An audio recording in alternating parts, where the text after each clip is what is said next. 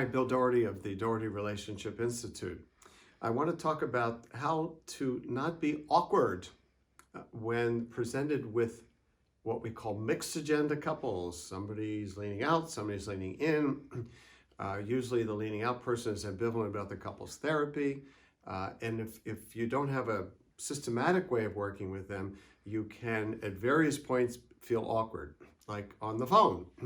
You're talking to somebody who says, maybe I'll come in, try this, but I don't know if I want to stay. I'm talking to my lawyer. Or you're talking to what we call the leaning in one who says, I want this to work and I don't even know if I can convince my spouse to even try because, by the way, they're talking to the lawyer.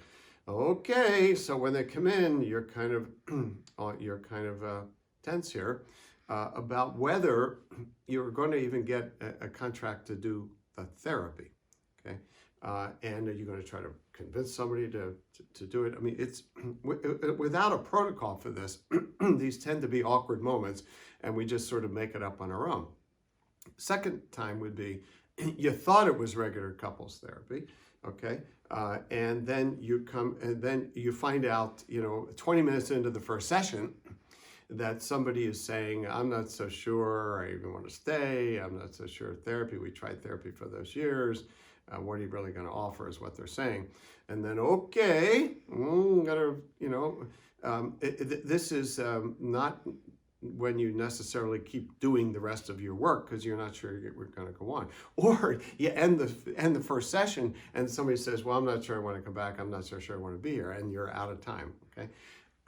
Third part would be you're doing therapy. They came in, they're ready to work in the relationship.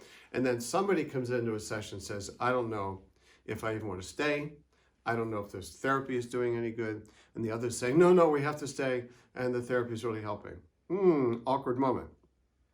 What I want to say is that I created discernment counseling, this specialized way to work with ambivalence. Ambivalence about staying or leaving, ambivalence about doing the therapy. So that ambivalence and that reluctance that people are presenting with before therapy, at the intake, during the intake or later on, is just all part of what we work on. And so in discernment counseling, you just offer a graceful way to proceed differently than just regular couples therapy. And you're communicating no anxiety about it. You're kind of like a doctor saying, well, that treatment strategy doesn't look like it's the way to go at this point. We all thought it was at first. Given what you're saying now, I think a different approach, and here's what that approach is. So you feel smooth, you feel grateful,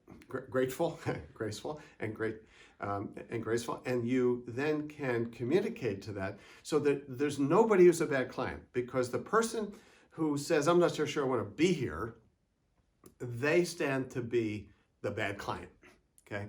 Nobody's a bad client because you just said, in fact, one of the things I say, if somebody who I thought was coming for couples therapy, regular couples therapy, but in the first session, they say, I'm not so sure I even want to do this. I'm not sure I want to be around. Then I say, I'm really glad you said that. I'm glad you put that out on the table. So we now know where we are in terms of our work. And I have a proposal of what we do. So can you see, it's like, I'm not startled. I'm not bothered that I can't implement my original game plan. You're not frustrating me. In fact, I'm congratulating you for letting me know how ambivalent you are about proceeding with the work. And I have an alternative to offer you. So from awkward to graceful, and I would say having gratitude.